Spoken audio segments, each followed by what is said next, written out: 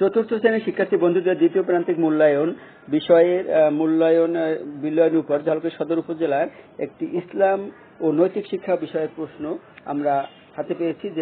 যে প্রশ্নটিতে আজকে পরীক্ষা অনুষ্ঠিত হয়েছে ঝালকাঠি সদর উপজেলায়, সেই প্রশ্নটিতে পূর্ণমান রয়েছে 100। এইটা সারা বাংলাদেশের জন্য কিন্তু প্রযোজ্য, সঠিক মান বন্টন এই প্রশ্নটি করা হয়েছে। তো এই প্রশ্নটি তোমাদের সমাধান করে দেখানো হবে।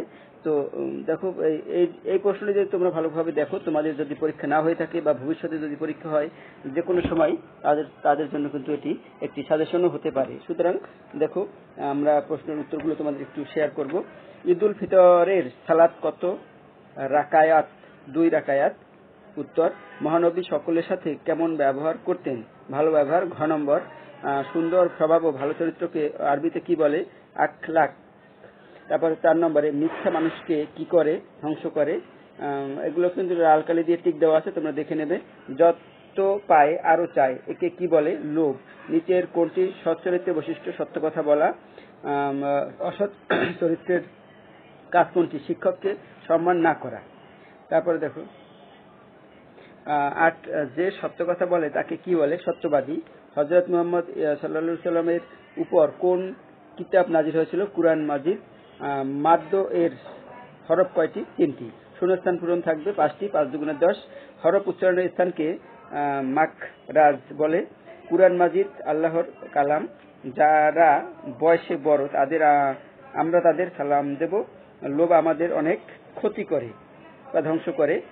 তারপর মায়ের পায়ের নিচে সন্তানের জান্নাত। এরপরে যাব আমরা, দেখো, শুদ্ধ অশুদ্ধ। যে বাক্যটি শুদ্ধ তার সামনে লিখবো শুদ্ধ, এবং যেটার অশুদ্ধ তার সামনে লিখবো অশুদ্ধ।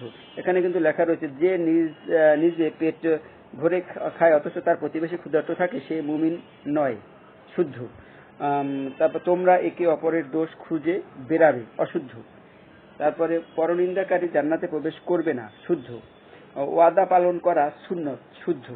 যে ছোটদের স্নেহ করে না সে আমার উম্মত নয়, এটাও শুদ্ধ। তারপর বাম পাশের সাথে ডান পাশে মিল করতে হবে, মিল করা রয়েছে, তোমরা দেখে নাও। আব্বা আম্মার সাথে নম্বর, সুন্দর ব্যবহার করব।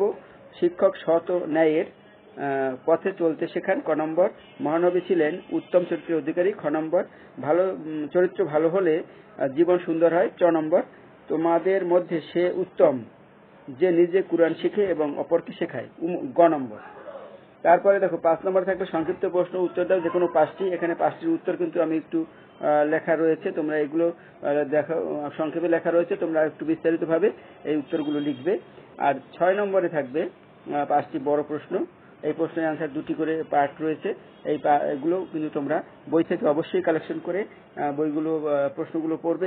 এইগুলো যদি তোমরা পড়ো, আশা করি 80% তোমাদের সলিউশন হয়ে যাবে। ভালো রেজাল্টের জন্য অবশ্যই সিলেবাসের সকল অংশটুকু রিডিং বইটা 5-7 বার পড়তে হবে, তাহলে তোমরা সকল প্রশ্নের অ্যান্সার আরো ভালোভাবে দিতে পারবে। তো বন্ধুরা, আশা করি তোমাদের কিছুর উপকার হবে। ধন্যবাদ সবাইকে।